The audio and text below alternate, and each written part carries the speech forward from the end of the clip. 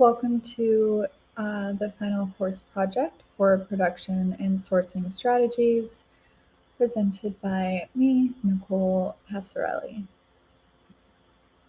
Over the quarter, I chose a Ghani dress, a short-sleeved mini dress with a large collar. I decided to update this style by adding pockets and bust darts for a little more shape around the chest and long sleeves for the fall. I decided to stick with the same fabric and the overall silhouette. For the fabric, I chose seersucker, which is a thin and comfortable cotton material. For mine, I chose 100% cotton. I also added, because it's a thin fabric, I added a lining for the fall, which I chose crepe de chine, which would be a soft 100% silk fabric. For my trims, I have metal buttons that are silver, that are round, and I added a front zipper for a closure and a more edgy look. As far as domestic sourcing, I did find a lot of different manufacturing facilities within the West Coast and the East Coast, mainly centered in Los Angeles and New York. For my seersucker fabric, I chose Synergies Textiles, which is located in Los Angeles. For my lining, crepe de chine, I chose Preview Textile Group, which is located in New York. For my trims, my buttons, and my zipper, I chose Cheap Trims in Los Angeles for the buttons and UCAN Zippers for the zipper, which is located in close proximity in Long Beach. For my Cupmake trim CMT, I chose Make It LA, which is a sustainable factory located in Los Angeles, California. For full packaging, I chose the Garment Contractors Association, more specifically the Elite Fashion Group, which is located in Los Angeles, California. And as you can see on the right here, I have a map with corresponding colors to where these factories are located. For my import sourcing, I chose India. For the self fabric, seersucker, 100% cotton, I chose Ramesh Exports in India. For my lining, crepe de chine, which is 100% silk, I tried to keep the product as pure as possible for sustainable purposes. Again, for that lining, I chose Estofa International, which is in India. My trims, buttons, and zipper, I chose KVR Intex and Midas Garments and Accessories. For my Cupmake trim, CMT, I chose Purnima Exports, located in India. For full packaging, I chose Mihira Shah Artisan Block Prints, which is in India. And for my alternate, I chose CS Tech Contract Manufacturing, which is located in Mexico. I also used Alibaba to link me to all these different manufacturing resources. For my cost, for my domestic cost, for the fabric, the shell, seersucker, it was about $4.80. The CMT, which is the sewing and the labor, was $8.40. And the transportation, about 25 cents. So my total cost for domestic was $24.72. The estimated retail price is $130.11, and my estimated wholesale price was $61.80, leaving me with a 77% wholesale margin. For my import in India, the price for FOB free on board, the total price was $26 for cost. My retail price was estimated at $160.26.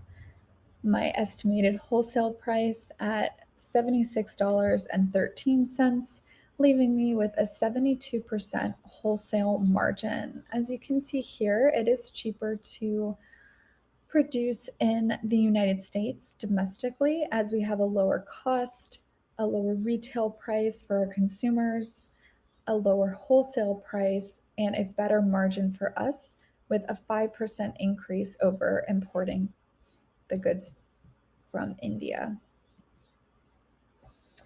My pest analysis for my chosen country, the US. Political. Producing domestic creates jobs and revenues. It's great to support the local economy, especially in hard times. Um, the president also announced plans to expand domestic rare earth processing and updated mining regulations and ensuring new technological advancements. For economic, we are supporting local business infrastructure that circulates money domestically. We also don't have to pay import duties as opposed to importing from any other country, not including free trade agreements. The US is only responsible for 2% of the world's GDP. So the industry value is currently at $3 trillion. So there's more room to grow in the sector in the United States. By producing domestically, we are protecting the intellectual property produced and owned by American fashion companies. Social media has led consumers to adopt new trends and move on from trends faster than ever, which is a positive and a negative because we don't want any more fast fashion. But this way, we're able to anticipate and produce more quality in smaller quantities. The US population currently consists of 332 billion people. By being able to feed the market from within the US, it will benefit the people living here. We are also now able to buy directly from social media platforms, which has led an uptick in shopping smaller, newer brands domestically. And is also more sustainable because social media brands can operate at home and pack and ship their own goods. For technological, digital fashion companies are pulling in millions in funding, and there is a huge hype with digital fashion, and we're able to find more people through the internet. New online marketplaces are popping up, only selling American made goods. And 67% of people said they would pay more for products if they knew their purchases would support American manufacturing. Lastly, 23% of the investments that have been made in fashion and retail tech space have been in the supply chain. This can also eliminate waste at the design phase. Producing domestically allows us to take a more hands-on role. My alternate country of origin is India. Political producing domestic creates jobs at home, producing revenue to support families, create job stability, and improves the local economy. US goods and services trade with India totaled an estimated 146 billion in 2019. There's also a new Made in India initiative to help support brands and clothing being manufactured in India to support the economy.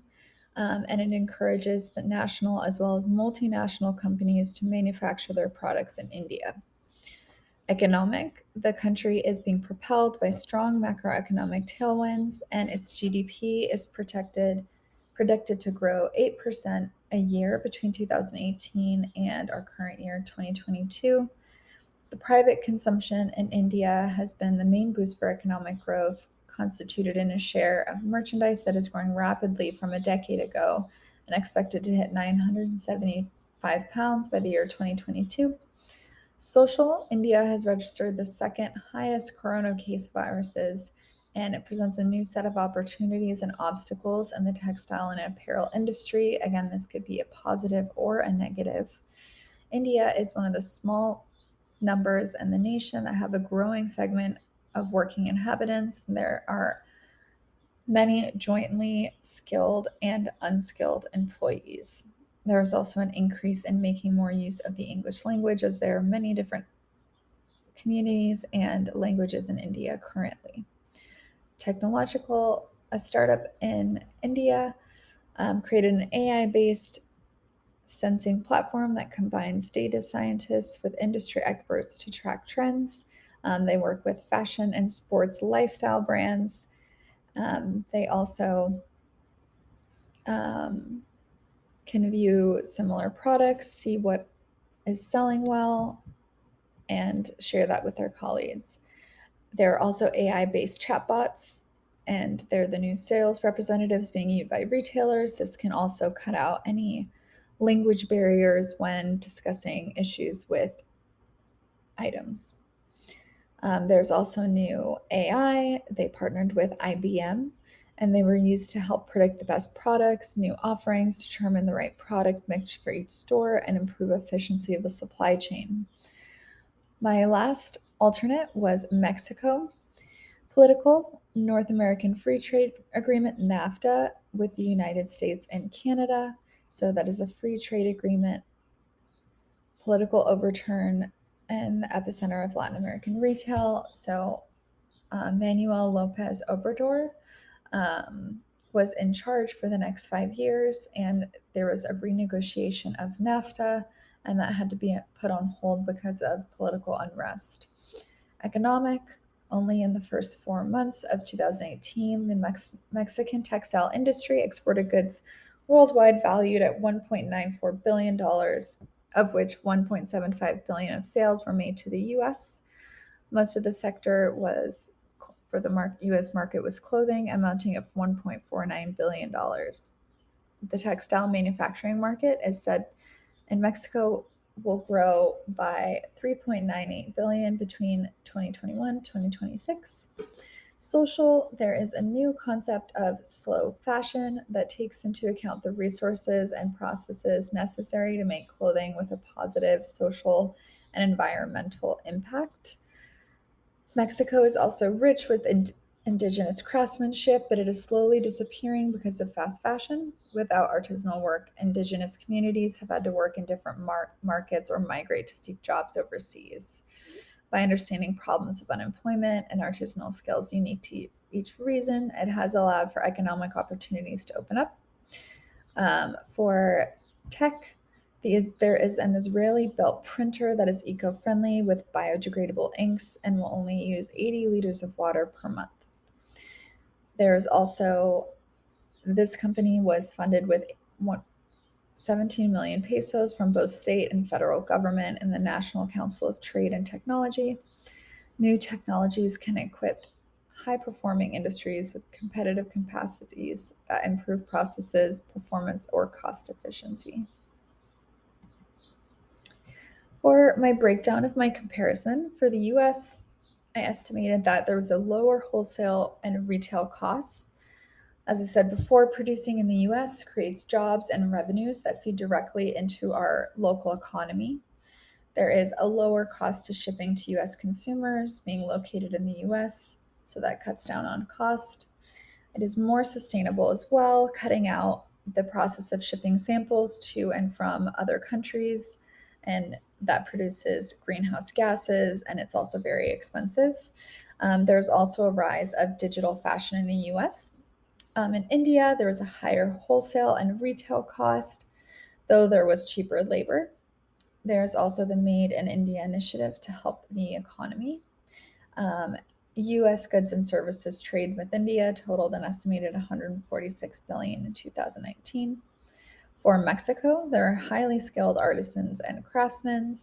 We also have a free trade agreement with them, which is a huge benefit, especially because of their close proximity to the US.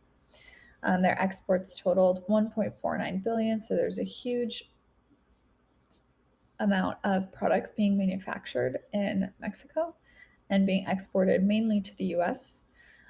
There's also a huge movement of slow fashion. Sustainability is something that is very important to me when researching these different countries. My final decision was to produce my garment in the US. It is more sustainable. We can have a more hands-on approach if there's issues with the factories or labor conditions. We're able to be there every step of the process. It cuts costs because we can anticipate issues and be there to make any changes or to adjust the production process.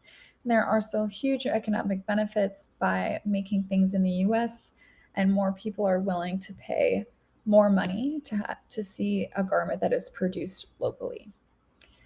I enjoyed researching all of these countries, and I am happy with my final decision. And that is all I have for today. Thank you so much.